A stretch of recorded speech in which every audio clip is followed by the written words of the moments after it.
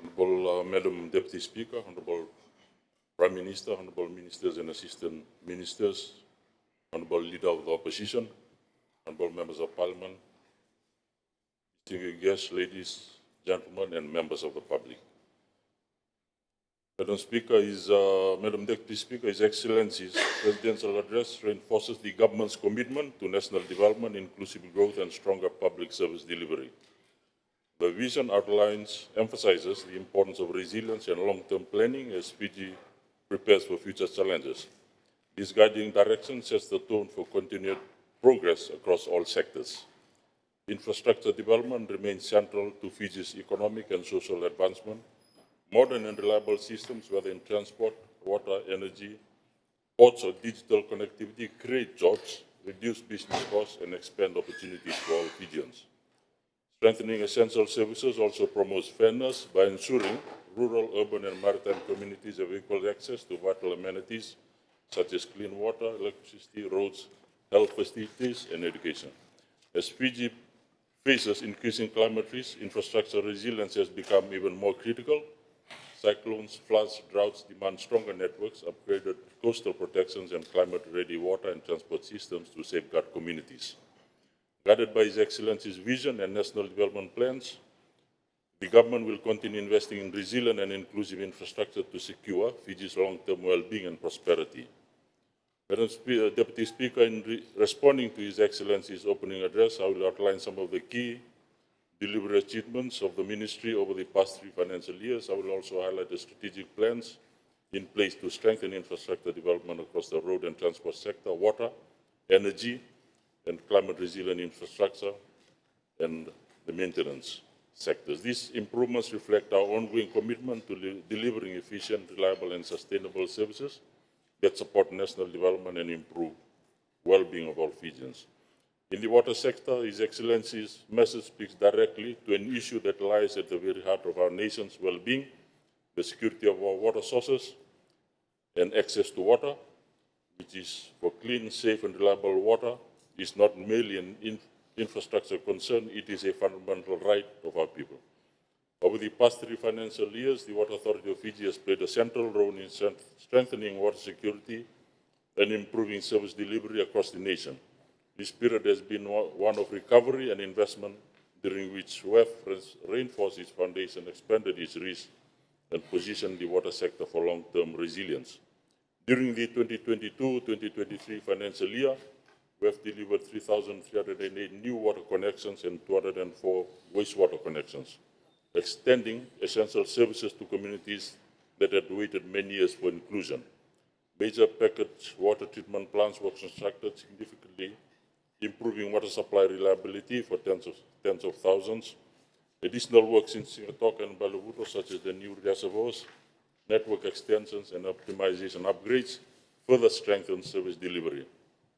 One of the landmark achievements was the launch of the Water Sector Strategy 2050 in April 2024, which is a visionary roadmap that sets Fiji's direction for water and wastewater services for the next 3 decades. This plan addresses climate vulnerability, aging infrastructure, and promotes circular economy principles. It aligns closely with the principles in the National Development Plan and supports the national vision for inclusive, climate-resilient development. It also reinforces government's unwavering commitment to upholding every citizen's right to safe drinking water. During the 2023-24 financial year, 33 kilometers of pipeline extensions were completed, benefiting approximately 47,000 Fijians. This milestone demonstrates WEF's commitment and government's commitment to connect more communities, extend boundaries of service coverage, and enhance the reliability of water supply. The Korovuto Venunga upgrade and Koronivia Lokia water mains project represent major investments within the Central Division, where 14 kilometers of pipelines were laid, improving water reliability of approximately 5,000 Fijians in rural settlements, schools, and farming areas. The Koronivia Lokia project, valued at $17 million, has also benefited around 100,000 residents by enhancing pressure and distribution efficiency. These projects form part of the wider Rewa River Supply Scheme, aimed at strengthening long-term water security.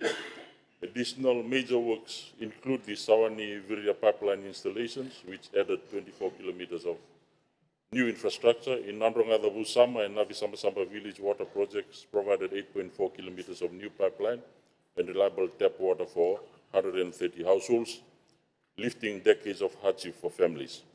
OFSD also delivered 10 rural water projects supplying safe water to 3,000 Fijians through new schemes, 10 pipes and household connections.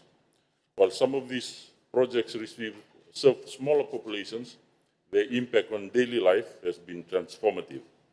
For the financial year 24-25, WES has allocated a total budget of 259 million, comprising 135 million for capital expenditure, where the CAPEX execution reached approximately 95%, which is a strong testament to fiscal discipline and performance efficiency. A total of 1,800 new water meters and 93 new wastewater meters were connected. The Water Authority of Fiji delivered several major projects across the northern and western division, including Nambowalu Water, costing 5.4 million, now supplies 2 million liters of treated water to approximately 3,000 Fijians. The Malaki Island project installed a 3-kilometer submarine pipeline for 1.1 million, giving 600 plus residents clean water. In Nandi, this 9.6 million Warange Saru pipeline laid 5.5 kilometers of pipeline to improve water supply for 25,000 Fijians. These projects greatly improve supply reliability in both rural and urban communities. Rural water access also improved significantly through nationwide programs. 13 rural water projects costing $2.5 million benefited 3,000 Fijians across villages, settlements, and schools. A total of 31,000 Fijians were also assisted under the Free Water Allowance Scheme.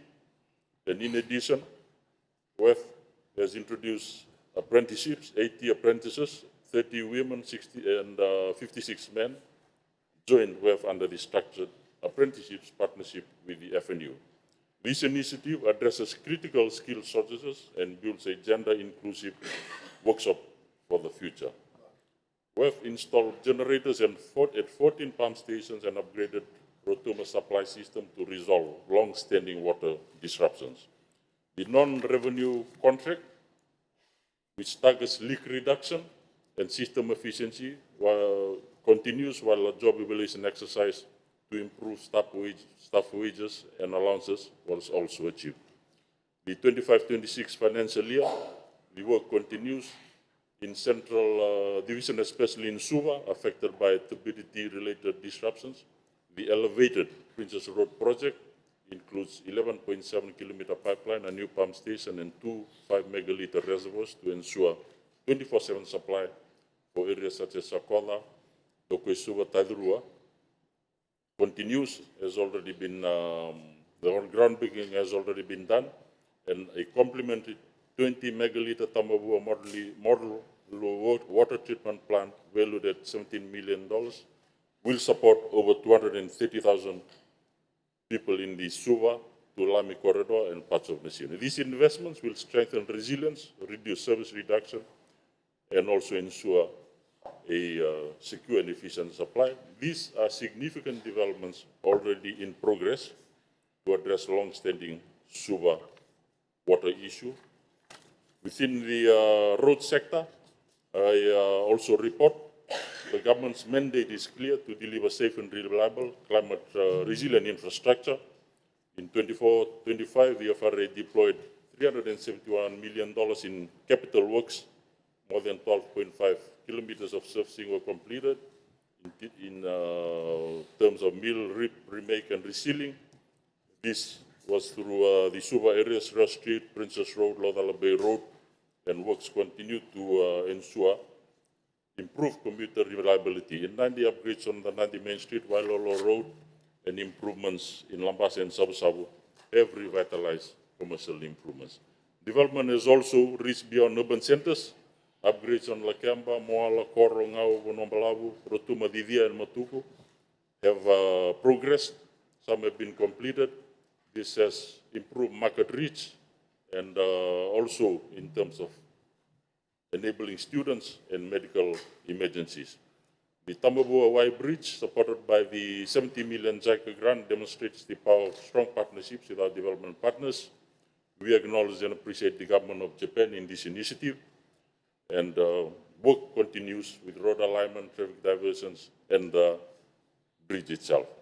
These adjustments will improve the road networks in the Central Division. In addition, FRA delivered $186 million in road maintenance. 31 kilometers of renewals were completed out of the annual 42-kilometer target, with visible improvements in Nausori and along Princess Road. Drainage clearance is also a key factor, as you will note, in terms of the continuing issues regarding block drains. The $13 million Rehobothia Road and Bridge is moving into construction from May, following design and dredging preparations. In the Western Division, a pragmatic strategy stabilized conditions through routine maintenance, and before ramping up renewals, works continue across Regraki, Lotoka, Nandi, Korotale, Malacca Landing, Woli Circular Road, Ellington Wharf, Wunda Point, Lotoka Hospital, etc. New bus shelters continue to be constructed throughout the nation. Despite resource pressure and adverse weather, the northern and eastern programs are advancing with discipline. Ono Levels 28-kilometer upgrade is 95% complete, Mola is fully complete, and other maritime areas continue to be improved. Solar lighting has also been improved in some of our jetties, Unisea, Naluvea, Kavala, and at Koro, improving safety and supporting night operations. Tendering is underway for 15 new crossings across Central, Eastern, and Northern Division, with several scheduled for completion by August 2026. The design for the $300 million Wonoalebu China Road project has been completed for final endorsement, soon to be followed by contractor bidding. Madam Deputy Speaker, the Ministry and its agencies continue to face implementation challenges. Limitations in specialized technical human resources must be addressed to meet growing regulatory and operational demands. Budget constraints require disciplined prioritization amid competing national needs. International shipping delays, rising freight costs, and the realities of our widely dispersed island nation affects logistics and delivery, particularly to our various maritime communities. Procurement timelines, interagency coordination, and the need to modernize legislative frameworks remain challenges, and which we will continue to work on. To mitigate risk, we are intensifying partnerships with international organizations and development partners to supplement capacity and financing. Workforce development must continue to be a key factor, especially specialized technical training, in order to maintain and build our local expertise. Fiji's 6,400 kilometers of roads, more than 1,400 bridges, and 15,700 culverts face heavier axle loads, rising vehicle ownership, and more extreme weather. These are the realities which we will continue to face. The Semo Emco culvert incident reminded us that cost of inaction is disruption and a risk to life and livelihoods. Government will continue to respond and be forward-looking in its strategy. The FRA's asset management system underpins prioritization and transparent investment, with monitoring, evaluation, and risk management to be strengthened. These are weaknesses, but which we progressively strive to address. A major milestone for the sector will be the completion of the National Sector Master Plan, Transport Sector Master Plan. This will guide us as we move forward. In the energy sector, the endorsement of the National Energy Policy 2023-24 demonstrates government's commitment to a resilient, efficient, and sustainable energy future. The policy outlines 3 targets: ensuring electricity access for every Fijian by 2026, achieving 100% renewable electricity generation by 2036, and reducing greenhouse gas emissions by 36% by 2035.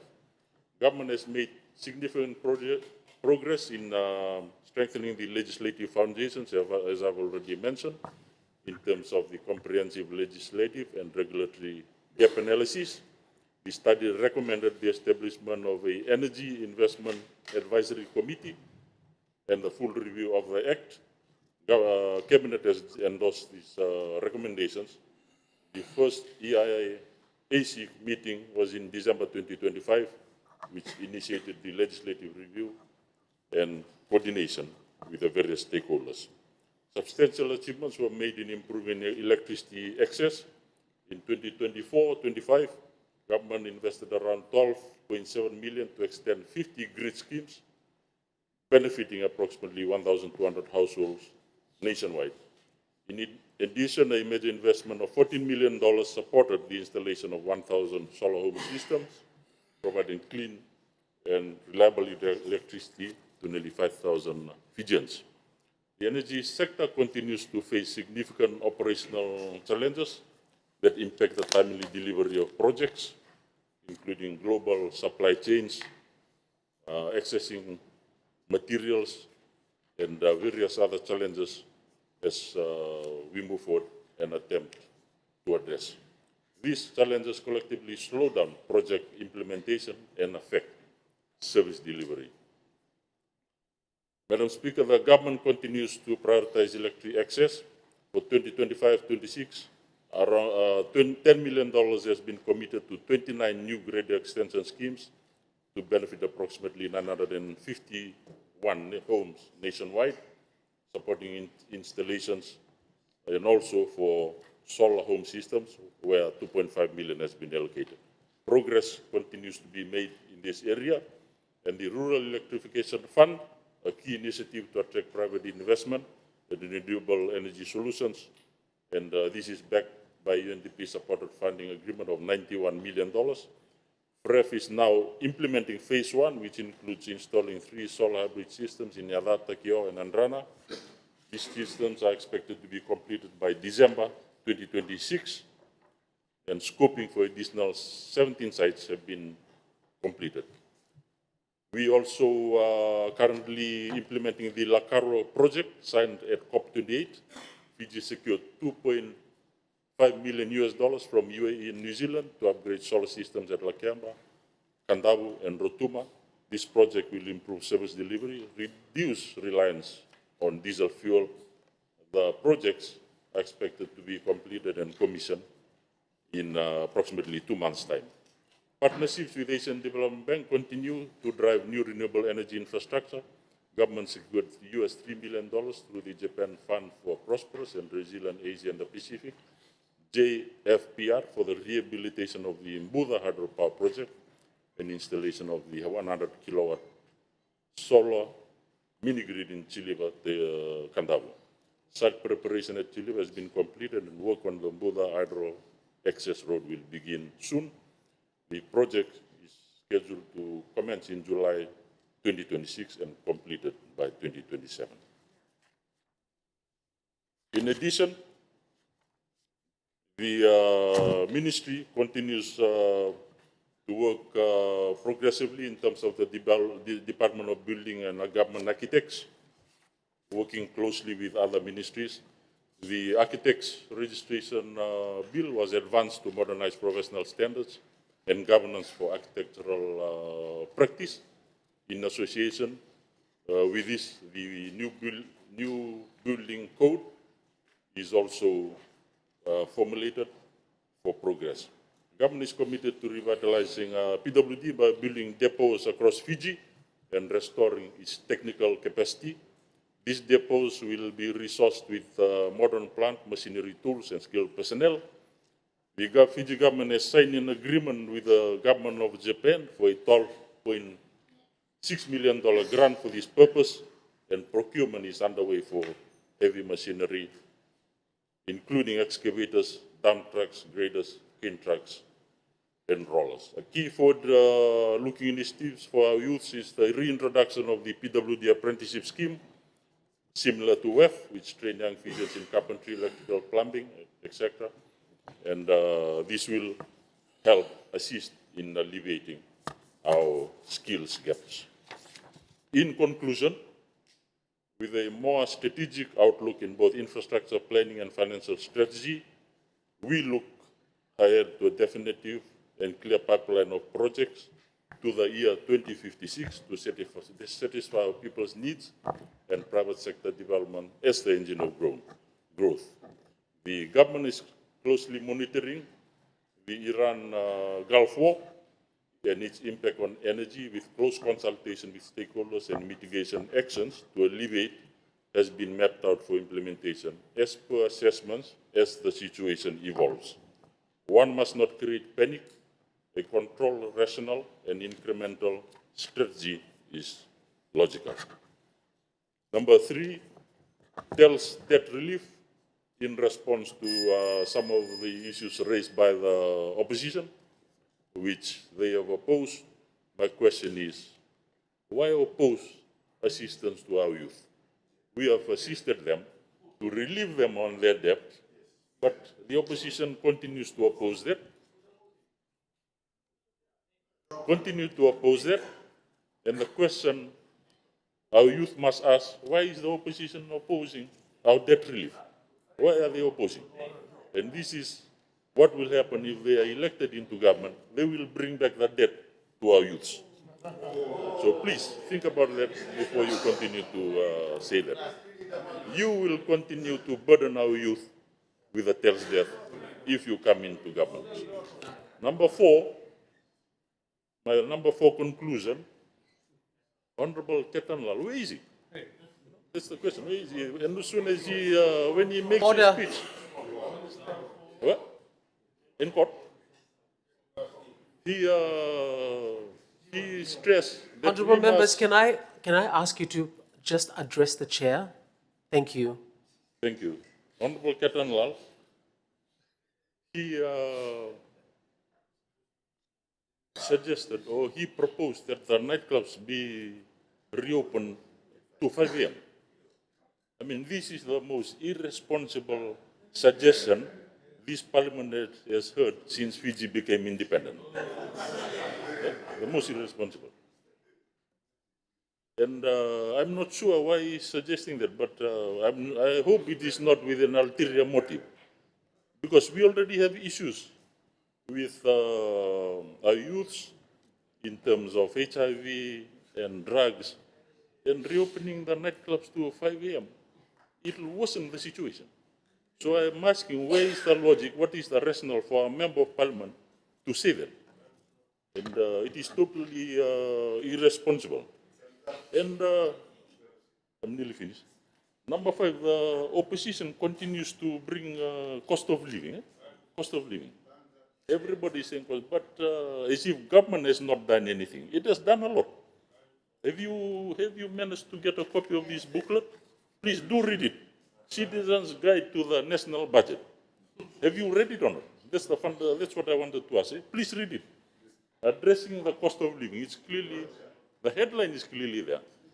And it's all listed there. VAT reduced, fiscal and excise duty changes, price monitoring, opening of new import, special welfare, and, increase in monthly allowance, etc., etc. So government has done a lot to address the cost of living.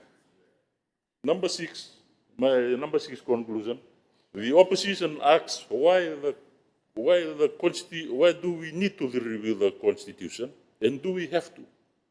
Let me share the NGO Citizen Constitution Forum assessment after the President's assent of the 2013 Constitution on 6 September 2023, where the CCF shared its overview of the Constitution making process. With that process of the 2013 Constitution, official period of submissions was too short to enable any real participation. B, 1,093 written submissions received by the AG's office was not publicized. C, the versions released on 22 August 2013, which went up for assent, was different from the final version. Indeed, the December 2012 draft constitution, produced earlier by the Professor Yasgai-led Constitution Commission with 7,100 submissions, was rejected by the Bainimarama government and copies famously burnt. Honorable Minister, I'm sorry. When are you going to round up? You have gone 4 minutes Just, after your time. My apology, we're just finishing now. The 2013 Constitution does not satisfy basic minimum standards for constitution making. And let us work together as responsible leaders to follow this process as we move forward. Madam Speaker, I support the motion by the Honourable Prime Minister that this Parliament thanks His Excellency the President for his most gracious speech. Navaleu.